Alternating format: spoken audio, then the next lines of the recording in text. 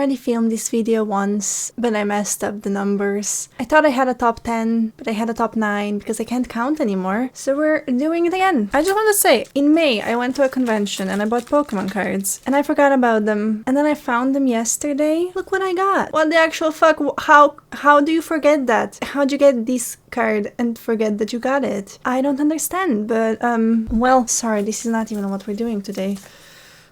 Let me just put it in. There we go. Now it can join my Radiant Alakazam that I got the other day.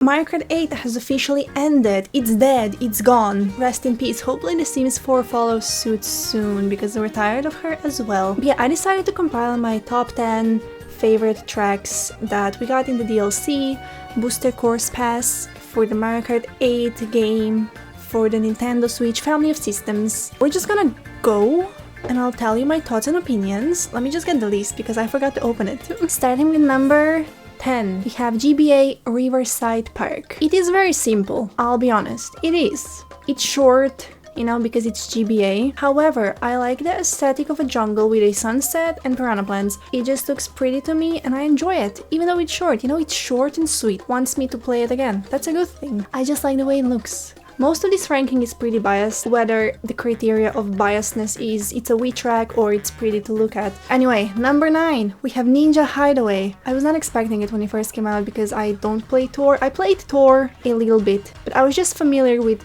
New York Minute and Paris Promenade when it arrived to the Switch for us to play. I was impressed, kinda, because first of all, it's a track from... It is from Tour, right? I am getting that right. But it's a Tour track that's not a city, it's not a town. So I like it.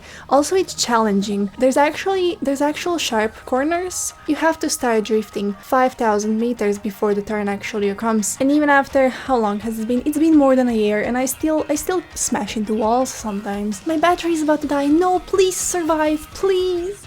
Please, I can't do this again. We have to be fast. Anyway, number 8, we have Wii DK Snowboard Cross. I just love the Wii. I like snow, not in real life, in video games. Only in video games, because I can still be warm. I like the half pipes and how you actually like snowboard on your kart.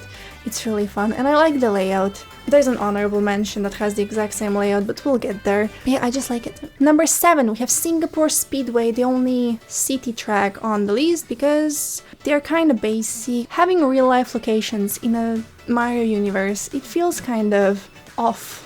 The suspension of disbelief is broken, but I like Singapore Speedway because it's kinda unique. I don't know how to explain it, but I'll insert footage. You just like go on the top of a high-rise building and there's stuff happening. There's water fountains in the air and it's different from the rest.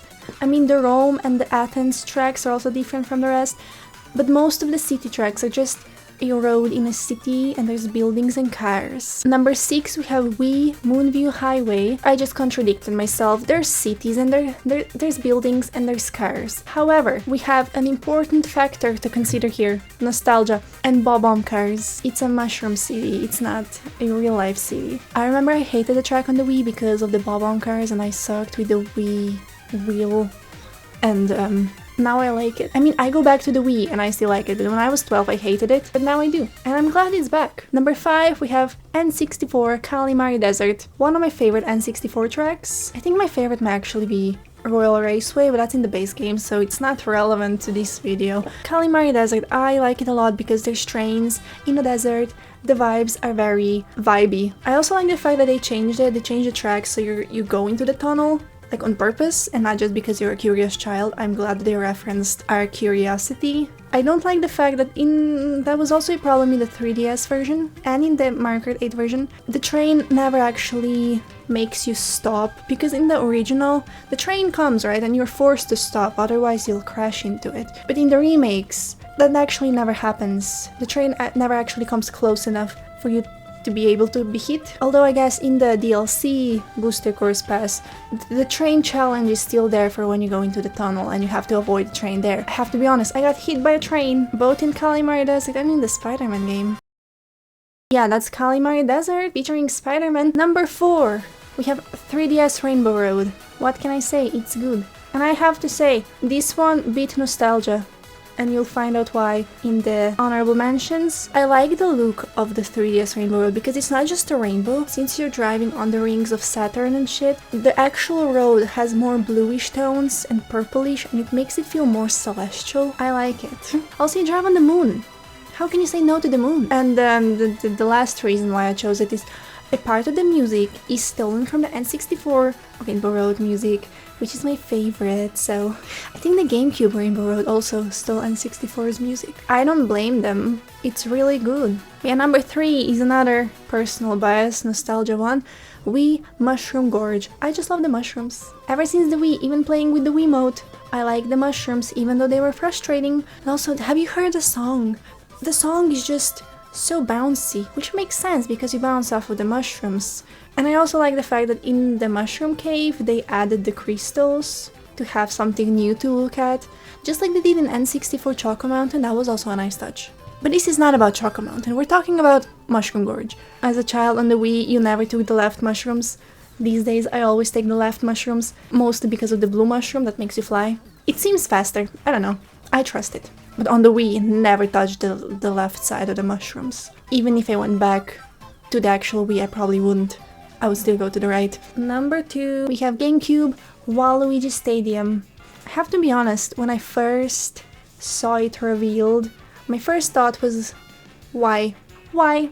Why? Why do we have to play this again? It was on the GameCube, it was on the Wii, and now it's on the Switch. All the main home consoles, because the Wii U's flopped. But like, why do I have to play it again? I played it plenty on the Wii, but then it released and I played it, and I was just impressed with how well they remade it. We have to be honest, the DLC Booster Course Pass, it's not the best looking, especially compared to the base game. The quality's dropped, but Waluigi Stadium looks incredible in the remake, especially since the originals are just a bunch of brown, poopy road, poopy off-road, poopy crown, everything is brown.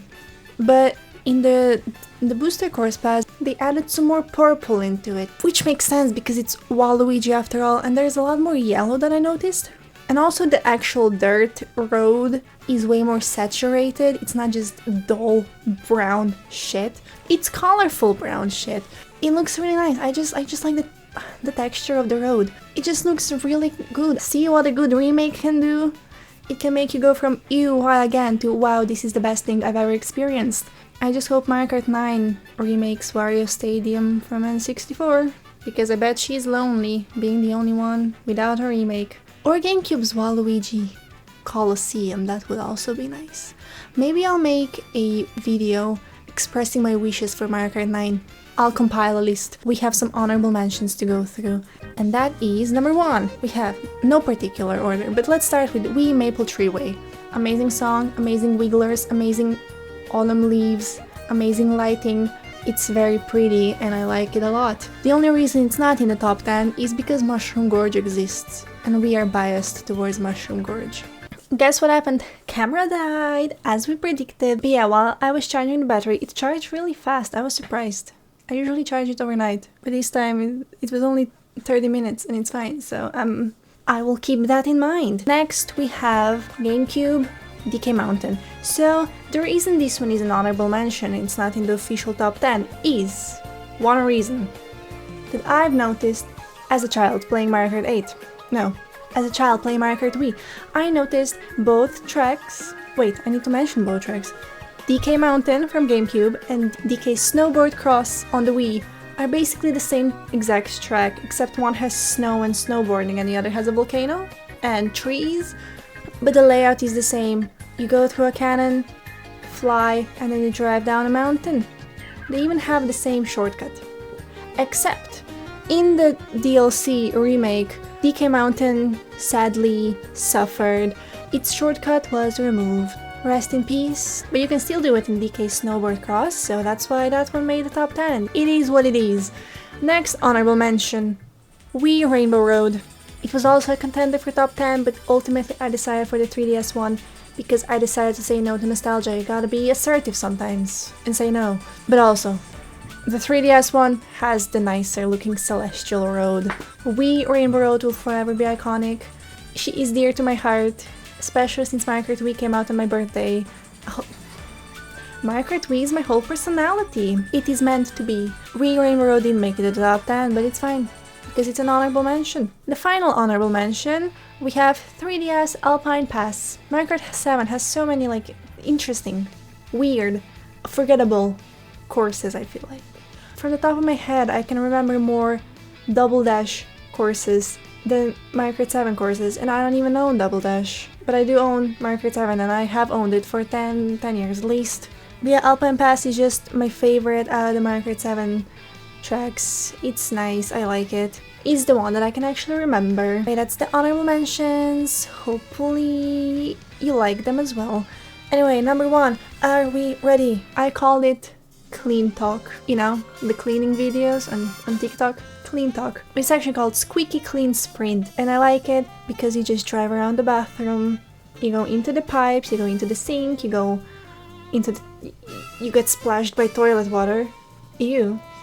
Anyway, I like driving around the house. It's like Mario Kart home circuit without the expensive toy, and it's actually fun even if you have a small house. Yeah, just like Ribbon Road remake on the original DLC, you drive around somebody's castle made of blocks, you know, just a little toy area, you drive around it and there's toys. That was so much fun. I love Ribbon Road. And Squeaky Clean Sprint is the exact same thing, same concept. You're in somebody's house, driving around a bathroom. Idea for Mario Kart 9, kitchen or dining room. And that's my top 10 list of Mario Kart 8 Deluxe Booster Course DLC Pass expansion pack for the Mario Kart 8 Deluxe game for the Nintendo Switch family of systems, plus some honorable mentions. When are we getting Mario Kart 9, Nintendo? Let me know what you think. Your overall thoughts about the DLC. Did your favorite course get remade? Let me know, what are your favorites? Which ones do you hate? Like, subscribe, comment, ring the bell, and I'll see you next time. Bye bye!